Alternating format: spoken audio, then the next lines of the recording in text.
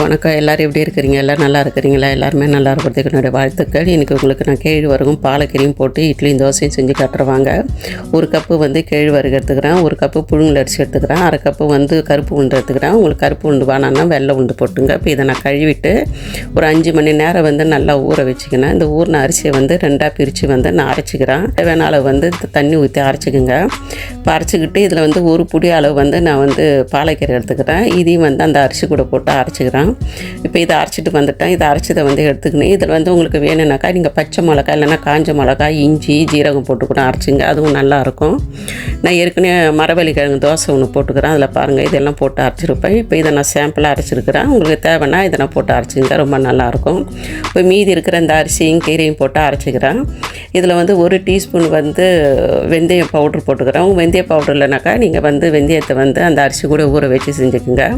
1 teaspoon வந்து தயிர் போட்டுக்கிறேன். இந்த தயிர் என்னன்னாக்கா இதை நான் குளிர் நாள் எடுத்த வீடியோ, அதனால் நான் தயிர் போட்டுக்கிறேன். வெயில் நல்லா இருந்துச்சுனாக்கா தயிர் போட தேவை கிடையாது, அது மாவு நல்லாவே புளிச்சிடும், நல்லா பொங்கி வரும். குளிர் நாளாக இருந்தாக்கா பொங்காது, அதனால் நான் தயிர் போட்டுக்கிறேன். தயிர் போட்டால் நல்லா பொங்கும். இப்போ இதுக்கு தேவையான அளவு வந்து உப்பு போட்டுக்கின்னு அந்த மாவை நல்லா வந்து கரைச்சி வச்சுக்கிறேன். கரைச்சி வச்சுக்கிட்டு ஒரு நைட்டு ஃபுல்லாக இருக்கட்டும். இப்போ இதை நாளைக்கு காலையில் பார்ப்பேன் இந்த மாவு எப்படி இருக்கிறாருன்னு.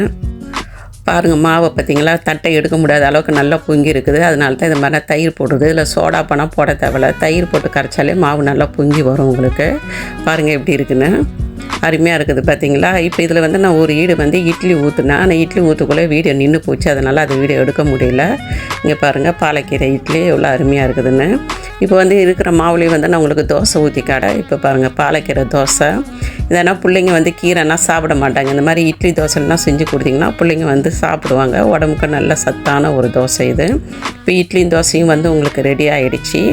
இது வந்து மாங்கொட்டை சட்னி, இது வந்து மீன் குழம்பு, ரெண்டுமே ரொம்ப அருமையாக இருக்குது. பாருங்கள் இட்லியை பார்த்திங்களா எவ்வளோ சாஃப்டாக இருக்குதுன்னு சொல்லிட்டுன்னு சாப்பிட்டு பார்த்தா ரொம்ப நல்லாயிருக்கு. நாங்கள் நீங்களும் சாப்பிடுங்க. இந்த மாவித சட்னியோடைய வீடியோ வந்து நான் அடுத்த வீடியோவாக போடுறேன். உங்களுக்கு தேவைப்பட்டாக்கா நீங்களும் வந்து கமெண்ட் பண்ணுங்கள். உங்களுக்கு பிடிச்சிருக்குன்னு நினைக்கிறேன். பிடிச்சிருந்தாக்கா லைக் பண்ணுங்கள், ஷேர் பண்ணுங்கள், கமெண்ட் பண்ணுங்கள். அந்த பெல் பட்டனையும் வந்து லேசாக அப்படியே வந்து ஒரு கிளிக்கே பண்ணி விட்ருங்க. அடுத்த வீடியோவில் பார்ப்போம். பாய்.